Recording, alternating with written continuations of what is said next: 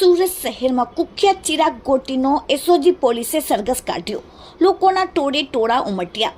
લોકોનો ટપલી દાવ। ચિરાગે બે હાથ જોડીને જાહેરમાં માફી માંગી।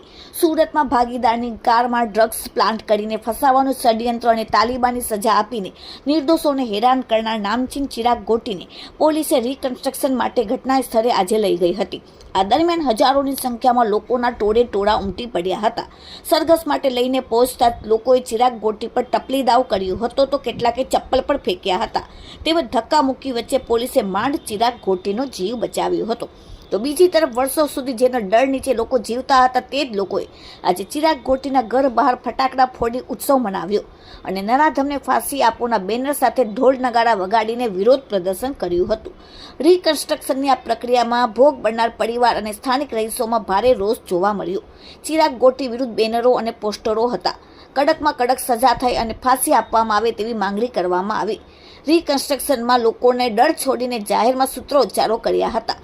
ચિરાગ ગોટી પર મારપીટ, અપહરણ, ખંડણી જેવા વિવિધ ગુનાઓના આક્ષેપો છે। અત્યાચારના વિડીયો સોશિયલ મીડિયા પર વાયરલ થયા બાદ પોલીસ એક્શન મોડમાં આવી અને તાત્કાલિક કાર્યવાહી કરી હતી। હાલમાં લોકોમાં તેના ઉપર પ્રચંડ આક્રોશ સામે છે અને પીડિતો દ્વારા આજે ઢોલ નગારા વગાડીને પોલીસની આ કાર્યવાહીને બિરદાવી। પરંતુ પોલીસની હાજરીમાં રિકન્સ્ટ્રક્શનમાં ભીડ બેકાબુ બની ગઈ હતી। ચિરાગ ગોટી પર થયેલા હુમલામાં લોકોએ ઉશ્કેરાઈને જાહેરમાં ટપલી દાવ પણ કર્યો હતો, જે કાયદો અને વ્યવસ્થાની સ્થિતિ પર ગંભીર સવાલો ઊભા કરી છે। સુરક્ષાકર્મીઓની વચ્ચે જ પ્રકારની ખેંચતાર અને ઝપાઝપી થવી એ દર્શાવે છે કે લોકોમાં આક્રોશ કેટલો ચરમસીમાએ હતો।